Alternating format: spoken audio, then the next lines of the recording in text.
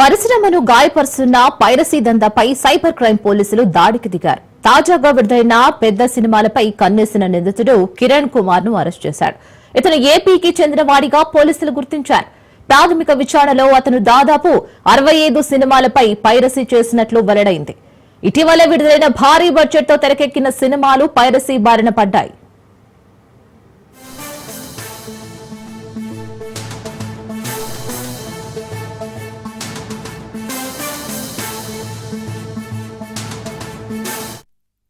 Cinema విడుదలైన మరుసటి క్షణం నుంచే పైరసీ కాపీలను ఇంటర్నెట్ లో అప్లోడ్ చేస్తున్న నెట్వర్క్ పై సైబర్ పోలీసులు విచారణ చేపట్టారు. కిరణ్ కుమార్ అనే యువకుడు టార్గెట్ గా మారాడు. ఇతను ఎక్కువగా బడ్జెట్ భారీగానే ఉన్న సినిమాలపై దృష్టి పెట్టేవాడిగా తేలింది. చాలా సంవత్సరాలుగా పైరసీ టాలీవుడ్ కు పెను దెబ్బతో మారింది. నిర్మాతలు కోట్ల రూపాయలు పెట్టి చిత్రాలను రూపొందిస్తే కొందరు అసామాజిక శక్తులు వాటిని చౌకదారిలో పైరసీ చేస్తూ విడుదల చేస్తున్నారని, ఫలితంగా నిర్మాతలకు పంపిణీదారులకు భారీ నష్టాలే మిగులుస్తున్నాయి.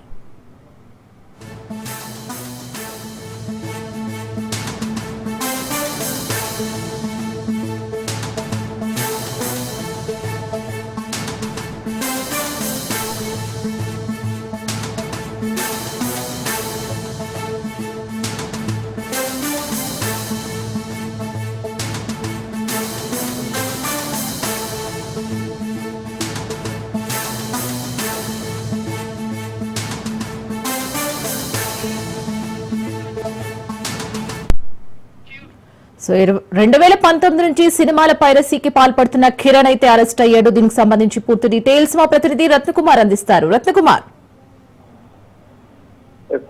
ఇటీవల కాలంలో మూవీస్ కు సంబంధించి వరుసగా సినిమాలు పైరసీకి గురవుతున్నాయి. దీని కారణంగా పెద్ద మొత్తంలో నష్టాలు జరుగుతున్నాయంటూ కూడా ఒకవైపున సినీ ఇండస్ట్రీ నుంచి అనేక ఆరోపణలు ఇస్తూనే ఉన్నాయి. ఈ క్రమంలోనే ప్రధానంగా దృష్టి సారించడం జరిగింది.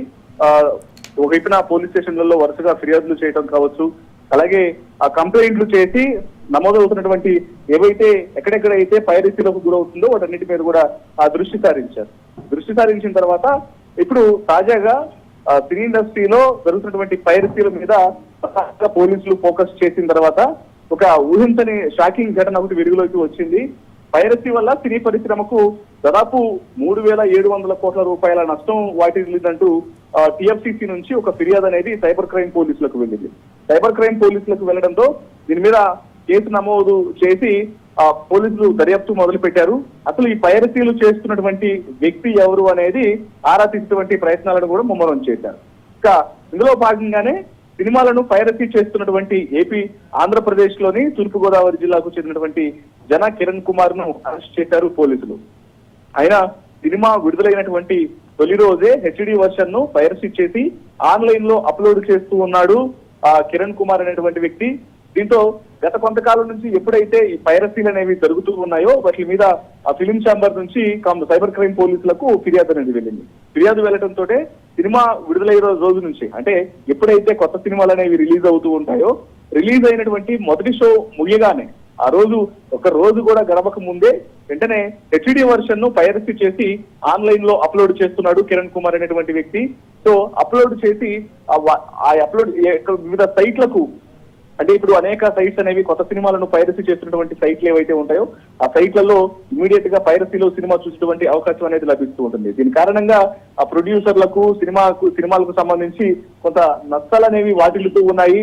తీవ్రంగా ఆ నష్టపోతున్నటువంటి పరిస్థితుల్లోనే దీని మీద తెలుగు ఫిలిం ప్రొడ్యూసర్ కౌన్సిల్ తో పాటు ఫిలిం ఛాంబర్ ఆఫ్ కామర్స్ దృష్టి సారించి ఫిర్యాదు చేయడం జరిగింది. ఫిర్యాదు చేసిన తర్వాత సైబర్ క్రైమ్ పోలీసులు ఇన్వెస్టిగేషన్ లో భాగంగా తూర్పుగోదావరి జిల్లాకు చెందినటువంటి జన కిరణ్ కుమార్ అనేటువంటి వ్యక్తి యొక్క పైరసీలకు పాల్పడుతున్నటువంటి విషయాన్ని గుర్తించారు. ఇక 2024వ సంవత్సరంలో ఈ సినిమాలు సంబంధించి, అంటే పరిశ్రమకు ఈ పైరసీల కారణంగా 3,700 కోట్ల రూపాయల నష్టం వాటిల్లిందంటూ కూడా టిఎఫ్సిసి ఫిర్యాదులో పేర్కొన్నారు. దీని ప్రకారమే అప్పటి నుంచి ఇన్వెస్టిగేషన్ అనేది స్టార్ట్ చేసి ఇందులో ప్రధానంగా పైరసీలు చేస్తున్నటువంటి జన కిరణ్ కుమార్ ను అదుపులోకి తీసుకొని అతని మీద పలు సెక్షన్ల కింద కాపీ రైట్ యాక్ట్, అలాగే ఐటీ యాక్ట్లతో పాటు పలు సెక్షన్ల కింద కేసు నమోదు చేసి ప్రస్తుతం అతన్ని అదుపులోకి తీసుకోవడం జరిగింది. ప్రజెంట్ నిందితుడు జన కిరణ్ కుమార్ ను అరెస్ట్ చేసి అతను రిమాండ్ కు తరలించారు పోలీసులు. Right, thank you for the update.